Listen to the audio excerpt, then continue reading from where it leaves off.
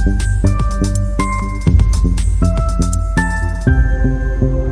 Viewers, எல்லாரும் எப்படி இருக்கீங்க?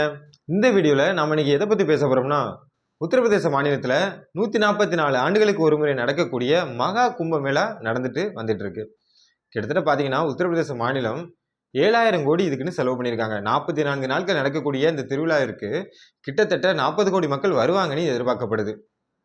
அதாவது திரிவேணி சங்கமம் என்று அழைக்கக்கூடிய யமுனா, சரஸ்வதி, கங்கை இந்த 3 நதிகளும் சந்திக்கக்கூடிய இடத்துல தான் இந்த திருவிழா வந்து நடக்குது. அதாவது ஆற்று கரையோரத்தில். இங்க புனித நீராடினா பாவங்கள் எல்லாம் தீரும், கஷ்டங்கள் கவலைகள் எல்லாம் பறந்தோடும் அப்படின்னு மக்களுக்கு ஒரு நம்பிக்கை இருக்கு. ஸோ அதனால உலகம் முழுவதும் பல கோடி மக்கள் வந்து இங்க வருவாங்கன்னு எதிர்பார்க்கப்படுது. இந்த திருவிழாவிற்கு மத்திய பிரதேசத்துல இருந்து, அதாவது மணிமாலை, பாசி, ருத்ராட்ச மாலை இந்த வியாபாரம் பண்றதுக்காண்டி ஒரு பெண் வந்து தன்னோட குடும்பத்தோட இங்க வராங்க இந்த திருவிழாவிற்கு.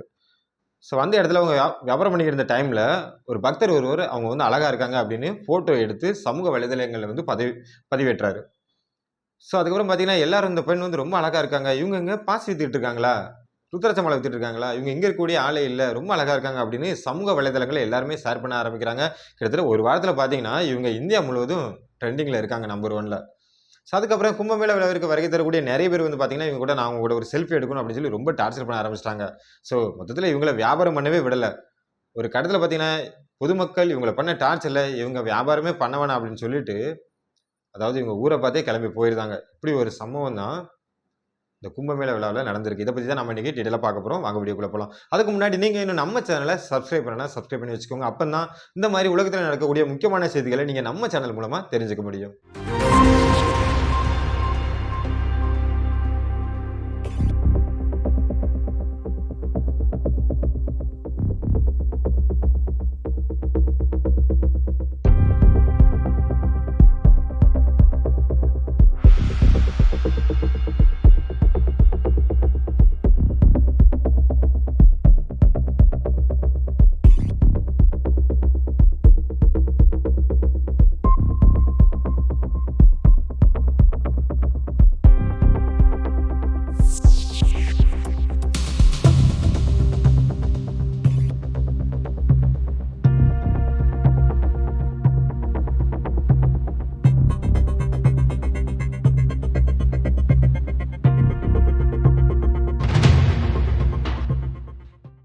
நம்ம ஊர்ல எப்படி மதுரை சித்திரை தேர் திருவிழா நடக்குதோ அதே மாதிரி உத்தரப்பிரதேசத்துல கும்பமேளா திருவிழா வந்து நடக்குது. அதாவது 12 ஆண்டுகளுக்கு ஒரு முறை தான் இந்த கும்பமேளா திருவிழா வந்து நடக்கும்.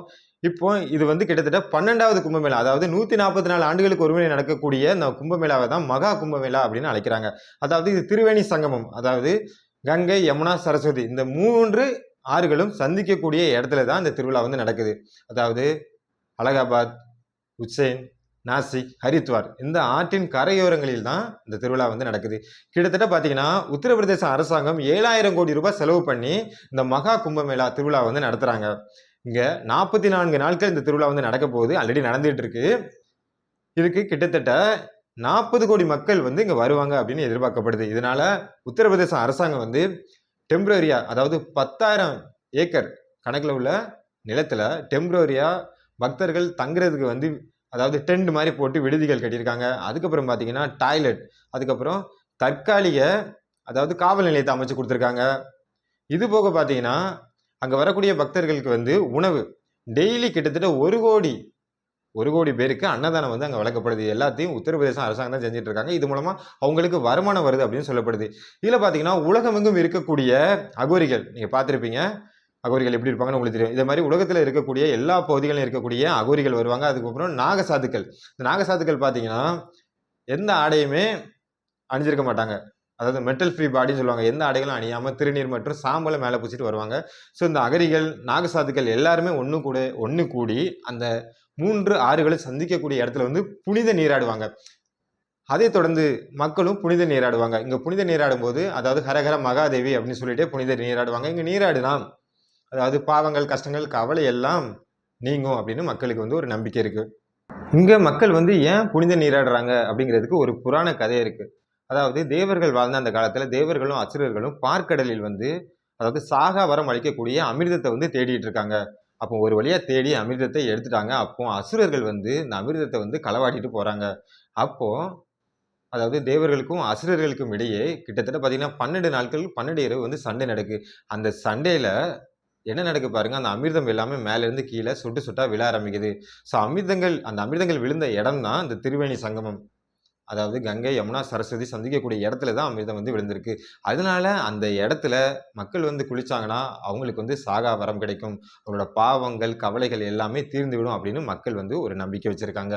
அதாவது அதாவது தேவர்கள் வாழ்ந்த காலத்துல வந்து 12 நாட்கள் 12 இரவு அப்படிங்கிறது வந்து நமக்கு வந்து 12 வருடம் அப்படின்னு சொல்றாங்க. அதனால தான் 12 வருடங்களுக்கு ஒரு முறை இந்த கும்பமேளா விழா வந்து நடக்குது.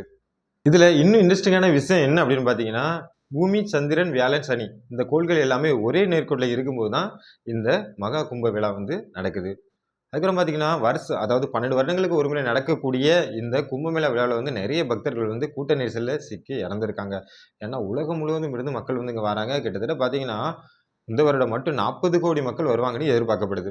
இந்த திருவிழாவிற்கு மத்திய பிரதேசத்திலிருந்து ஒரு பெண் வந்து ருத்ராட்ச மாலை, பாசி, மணிமாலை இதெல்லாம் சேல்ஸ் பண்றதுக்காண்டி தன்னோட அப்பா, அம்மா, அப்புறம் அண்ணனோட அங்க வராங்க. அதாவது 144 ஆண்டுகளுக்கு ஒரு முறை நடக்கக்கூடிய இந்த மகா கும்பமேளா திருவிழாவிற்கு வந்து நெறைய பக்தர்கள் வருவாங்க. அவங்ககிட்ட வந்து நம்ம ருத்ராட்ச மாலைய வந்து சேல்ஸ் பண்ணலாம். ஸோ அதிகமா நமக்கு லாபம் கிடைக்கும் அப்படிங்கிற நோக்கத்துல அந்த பெண் வந்து வராங்க. அவங்க பேர் வந்து மோனலிசா போஸ்லே அப்படின்னு சொல்லப்படுது. ஸோ சமூக வலைதளங்கள்ல இந்த பேர் தான் பரவிட்டு இருக்கு. ஆனா அவங்க பேர் உண்மையான பேர் என்னன்னு எனக்கு தெரியல. ஸோ இந்த பெண் வந்து அங்க வியாபாரம் பண்ணிட்டு இருக்காங்க. அப்போ ஒரு நபர் வந்து இந்த பெண் வந்து ரொம்ப அழகா இருக்கா. ஆனா இங்க இந்த ருத்ராட்ச மாலை வித்துட்டு இருக்கா அப்படின்னு சொல்லிட்டு அந்த பெண்ண வந்து ஃபோட்டோ எடுத்து சமூக வலைதளங்கள்ல வந்து பதிவேற்றாரு. அதுக்கப்புறம் பார்த்தீங்கன்னா, எல்லாருமே இவ்ளோ அழகா அந்த பெண் இருக்காங்களா? அந்த பெண் வந்து அதாவது மகா கும்ப மேளா அந்த திருவிழால வந்து பாசி வித்துக்கிட்டு இருக்காங்களா? அப்படின்னு சொல்லிட்டு எல்லாருமே இந்த ஃபோட்டோ வந்து ஷேர் பண்ண ஆரம்பிக்கிறாங்க. 2 வாரத்துல பார்த்தீங்கன்னா, அந்த பெண் வந்து இந்தியா முழுவதும் ட்ரெண்டிங்ல நம்பர் 1 இருக்கிறாங்க. ஸோ இவ்ளோ அழகா இருக்காங்க அந்த பெண் வந்து. அதாவது டஸ்கி ஸ்கின் தான். அதாவது கொஞ்சம் மாநிறமா தான் இருக்காங்க. இருந்தாலும் இவ்ளோ அழகா இருக்காங்க. ஸோ இவங்க வந்து பாலிவுட்ல இருக்கக்கூடிய தீபிகா படுகோன், அதே மாரி ஆலியா பட் இவங்கள விட ரொம்ப அழகா இருக்காங்க அப்படின்னு நெறைய பேரு சமூக வலைதளங்கள்ல வந்து ஒரு சில கருத்துக்கள சொல்றாங்க. ஸோ இதனால இந்த நியூஸ் வந்து இந்தியா முழுவதும் பரவுது. ஸோ கும்பமேளா திருவிழாவிற்கு வரக்கூடியவங்க எல்லாருமே, இந்த பெண் வந்து எங்க இருக்காங்க அப்படின்னு தேடி பிடிச்சு இவங்க கூட செல்ஃபி எடுக்க ஆசைப்படுறாங்க. ஒரு இடத்துல இந்த பெண்ண வந்து கல்ல விட மோசமா ட்ரீட் பண்றாங்க. அதாவது கைய பிடிச்சுலாம் இழுக்குறாங்க. எங்க கூட ஃபோட்டோ எடுங்க. நீங்க எங்க கூட ஃபோட்டோ எடுங்க. இங்க வாங்க, அங்க வாங்கன்னு கைய பிடிச்சு இழுத்து கல்ல விட மோசமா ட்ரீட் பண்ணியிருக்காங்க. ஒரு இடத்துல இந்த பொண்ணால வியாபாரமே பண்ண முடியல. நெறைய பேர் பார்த்தீங்கன்னா, அங்க புனித நீராட வராங்க. ஆனா ஒரு சில பேர் வந்து இந்த பெண்ண பார்க்கணும் கண்டிப்பா. அந்த பெண்ண பார்த்து செல்ஃபி எடுக்கணும் அப்படின்னு இளைஞர் பட்டாளம் வந்து நெறைய பேர் அங்க வராங்க. அங்க இருக்கக்கூடிய கோடிக்கணக்கான மக்கள்ல இந்த ஒரு பெண்ண மட்டும் தேர்ந்தெடுத்து ஃபோட்டோ எடுக்கணும் அப்படின்னு ஒரு மோட்டிவேட்டோட அங்க நெறைய பேர் வந்துட்டு இருந்திருக்காங்க. ஒரு இடத்துல இந்த பொண்ணு வந்து பார்த்தீங்கன்னா, மாஸ்க்லாம் போட்டு வியாபாரம் பண்ணியிருக்கு. அப்படி இருந்தும் நெறைய பேர் கண்டுபிடிச்சு வந்து செல்ஃபி எடுத்திருக்காங்க. அதுக்கப்புறம் அவங்களோட உறவினர்கள் எல்லாமே ஒரு பெட்ஷீட்ட போட்டு மூடி அந்த பொண்ண வந்து ஓரமா உட்கார வைக்கிறாங்க. அந்த மாரி காட்சிகள்லாம் நடந்திருக்கு. அந்த பெண் மோனலிசா பெண் வந்து அவங்க புலம்புறாங்க. அதாவது எல்லாரும் என் கூட வாராங்க, செல்ஃபி எடுக்குறாங்களே தவிர, என்ட்ட யாருமே அதாவது ருத்ராட்ச மாலைலாம் வாங்க மாட்றாங்க. அது வாங்குனா தானே எனக்கு லாபம். மத்தபடி எனக்கு இதுல என்ன லாபம் அப்படிங்கிறாங்க. அதாவது நெறைய பேர் பார்த்தீங்கன்னா, இந்த Instagram, YouTubeல வந்து ஃபெமிலியர் ஆகணும் அப்படின்னு ஃபோட்டோஸ் போடுவாங்க, வீடியோஸ் போடுவாங்க. ஆனா அந்த பெண்ணுக்கு வந்து அந்த மாரி ஆசைலாம் இல்ல. ஃபெமிலியர் ஆகணும்னு ஆசை இல்ல. ஆனா யாரோ ஒருத்தங்க ஃபோட்டோ எடுத்து போட்டுருக்காங்க. அது பிரபலமாயி ட்ரெண்டிங்ல இப்ப நம்பர் 1லயே இருக்கிறாங்க. ஒரு கட்டத்துல பார்த்தீங்கன்னா, இவங்க அப்பா, அப்புறம் அண்ணன் இவங்க 2 பேருக்கும் இந்த பெண்ண வந்து பாதுகாக்கிறது தான் ஒரு வேலையாவே இருந்திருக்கு அந்த கூட்டத்துல. அதனால, "ஏம்மா நீ வேலைக்கு வர வேணாம்." ஸோ அவங்களுக்குன்னு ஒதுக்கப்பட்ட ஒரு டெண்ட், ஒரு கூடாரம் மாரி போட்டு குடுத்துருக்காங்க. அந்த கூடாரத்துல வந்து, "நீ இரும்மா, நீ வியாபாரம் பண்ண வர வேணாம்." அப்படின்னு சொல்லிட்டாங்க. அங்க என்ன நடந்திருக்கு பார்த்துக்கங்க. இவங்க வந்து அந்த பெண் வந்து அங்க தூங்கிட்டு இருந்திருக்காங்க. அந்த டைம்ல ஒரு 9 பேர் உள்ள போயி, தூங்கிட்டு இருந்த அவங்கள எழுப்பி, "அம்மா நீங்க வாம்மா, என் கூட ஒரு செல்ஃபி எடும்மா." அப்படின்னு ரொம்ப அதட்டி கேட்டிருக்காங்க. இத வேற அந்த டைம்ல ஒரு நபர் வந்து வீடியோ எடுத்துட்டு இருந்திருக்காரு. அந்த டைம்ல அந்த பெண்ணோட அண்ணன் வந்து தட்டி கேட்டிருக்காரு.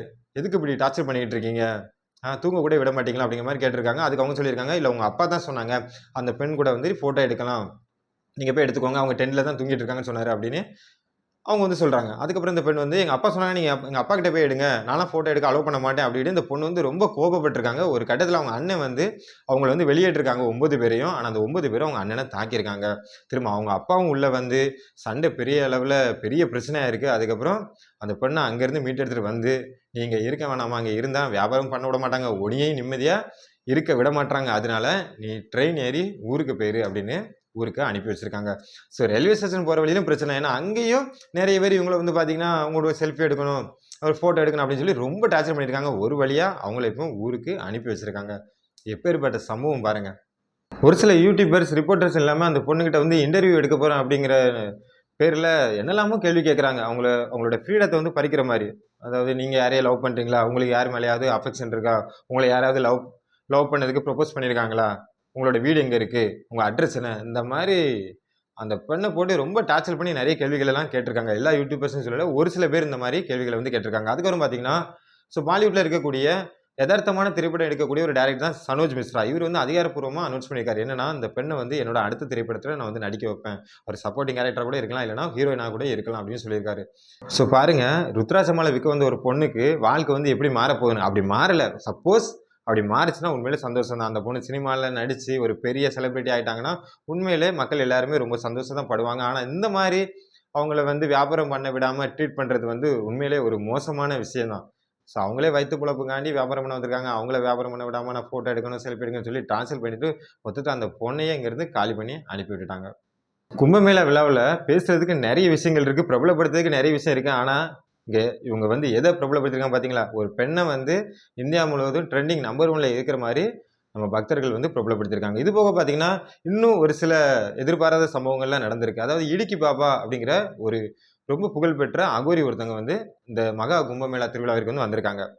அவங்கட்ட வந்து பார்த்தீங்கன்னா, ஒரு யூடியூபர் வந்து எடக்கு மடக்கா ஒரு சில கேள்விகள்லாம் கேட்டிருக்காங்க. அது இடுக்கி பாப்பா பார்த்தீங்கன்னா, எப்பவும் ஒரு கைய வந்து மேல தூக்கிட்டே இருப்பாரு. அது சம்மந்தமா ஒரு சில கேள்விகள கேட்டிருக்காங்க. அவரு டென்ஷன் ஆயி அந்த யூடியூபர், அந்த ரிப்போர்ட்டரா, யூடியூபரான்னு தெரியல. அவர எட்டி உதைச்சு அவர அடிக்கவே போயிட்டாரு. இந்த மாரி சம்பவம் கூட நடந்திருக்கு. அதுக்கப்புறம் இன்னொரு சம்பவம் பார்த்தீங்கன்னா, ஒரு அகோரி. அவரு வந்து பார்த்தீங்கன்னா, நெறைய முள்ளு. நம்ம ஊர்ல வந்து ஒட முள்ளுன்னு சொல்லுவோம்ல, அதே மாரி நெறைய முள்ளுலாம் கிடக்கு. அந்த முள்ளுக்கு மேல வந்து அவரு படுத்து கிடக்காரு.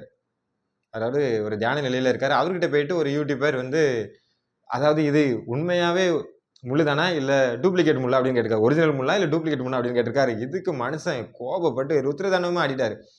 அந்த யூடியூபர வந்து தொரத்தி, தொரத்தி காலால எட்டி உதைக்காரு. இந்த மாரி சம்பவம்லாம் நடந்திருக்கு. இது போக ஒரு யூடியூபர் வந்து என்ன பண்ணியிருக்காருன்னா, ஒரு அகோரி வந்து தியானம் பண்ணிட்டு இருக்காங்க. அந்த டைம்ல அவருக்கு தெரியாம வீடியோ எடுத்திருக்காரு. ஒரு கட்டத்துல பொறுமை இழந்த அகோரி அவரையும் ருத்ரதாண்டம் ஆடி அடிச்சு உதைச்சிருக்காரு. இந்த மாரி சம்பவம்லாம் நடந்துட்டே இருக்கு. அதாவது அடுத்தவங்க பெர்மிஷன் இல்லாம இந்த மாரி வீடியோ எடுக்கிறது வந்து ஒரு தவறான செயல் தான். சரி பார்த்தீங்கன்னா, அவங்க கிட்ட என்ன கேட்கணுமோ அதே மாரி கேள்விகள தான் கேட்கணும். அவங்கட்ட போய் இது முள் படுக்கையா? இல்ல ஒரிஜினலா, டூப்ளிகேட்டான்னு கேட்டா கோவம் வராம என்ன பண்ணுவாங்க? இந்த மகா கும்பமேளா திருவிழால வந்து ட்ரெண்டிங்ல நம்பர் 1 ஆனது பார்த்தீங்கன்னா, மோனாலிசா அப்படிங்கிற பெண் தான். நெறைய பேர் வந்து சமூக வலைதளங்கள்ல தங்களோட கருத்துக்கள சொல்றாங்க. அதான் என்னன்னா, இது என்னடா அழகு! இத விட எங்க ஊர்ல அழகான பெண்லாம் இருக்குன்னு சொல்றாங்க. ஒரு சில பேர் பார்த்தீங்கன்னா, அத மாநிறமா, புது நிறமா இருந்தாலும் ரொம்ப அழகா இருக்காங்க அப்படின்னு சொல்றாங்க. இன்னும் ஒரு சில பேர் வந்து இந்த மாரி ஒரு அழகான பெண்ண நாங்க பார்த்ததே இல்ல. இவங்க கண்டிப்பா பெரிய பிரபலம் ஆவாங்க அந்த மாரிலாம் சொல்றாங்க. என்ன பொறுத்தவரைக்கும், அழகு என்பது பார்த்தீங்கன்னா, ஒருத்தவங்களோட முகத்த வச்சு நம்ம கெஸ் பண்ண முடியாது. அதாவது ஒருத்தவங்களோட மனசு வந்து எந்த அளவு சுத்தமா இருக்கோ, அத பொறுத்து தான் அவங்க அழகா, அழகு இல்லையா அப்படிங்கிறத வந்து சொல்ல முடியும். அன்பு ஒன்று தான் அழகு. மக்களே இந்த கண்டென்ட்ட பொறுத்தவரைக்கும் உங்களோட கருத்து என்ன? கமெண்ட் செக்ஷன்ல சொல்லுங்க. ஓகே வியூவர்ஸ் நாம இன்னைக்கு நம்ம வீடியோ எண்டுக்கு வந்துட்டோம். நெக்ஸ்ட் இதே மாரி வேற ஒரு டாபிக்ல நான் உங்கள மீட் பண்றேன். Take care. பாய்.